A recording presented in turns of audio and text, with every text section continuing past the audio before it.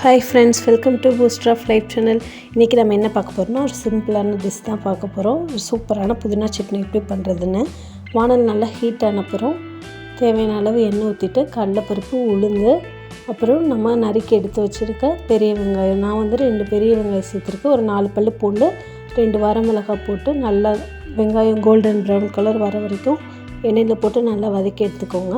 அதுக்கப்புறம் வந்து 2 பெரிய சைஸ் தக்காளியை வந்து அது கூடவே சேர்த்து நல்லா வதக்கி எடுத்துக்கோங்க.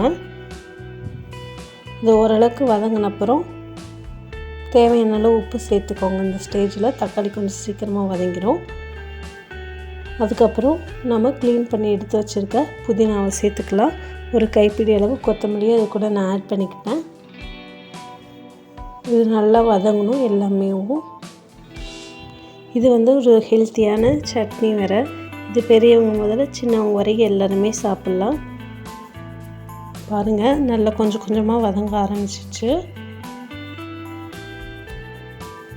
இது நல்லா வதங்கினப்புறம் நம்ம நல்லா ஆற வச்சு எடுத்துகிட்டு அதுக்கப்புறம் மிக்ஸி ஜாரில் போட்டு அடித்து எடுத்துக்கலாம். இப்போ நல்லா வதங்கிடுச்சு. கொஞ்ச நேரம் நல்லா ஆற விட்டுறலாம்.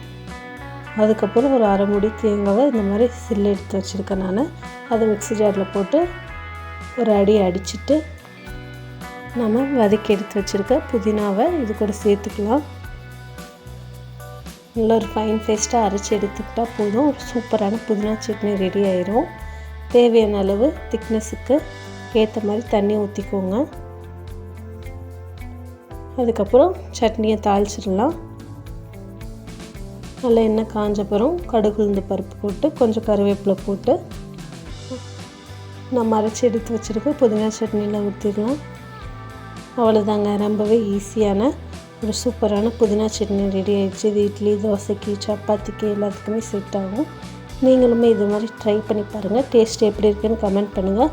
மறக்காமல் நம்ம சேனலில் சப்ஸ்கிரைப் பண்ணிக்கோங்க. இது மாதிரி நிறையா டிஷ்ஷஸ் வந்து நம்ம சேனலில் போட்டிருக்கோம். நீங்களும் அது மாதிரி ட்ரை பண்ணி பார்த்துட்டு டேஸ்ட் எப்படி இருக்குன்னு கமெண்ட் பண்ணுங்கள். தேங்க்யூ ஃபார் வாட்சிங்.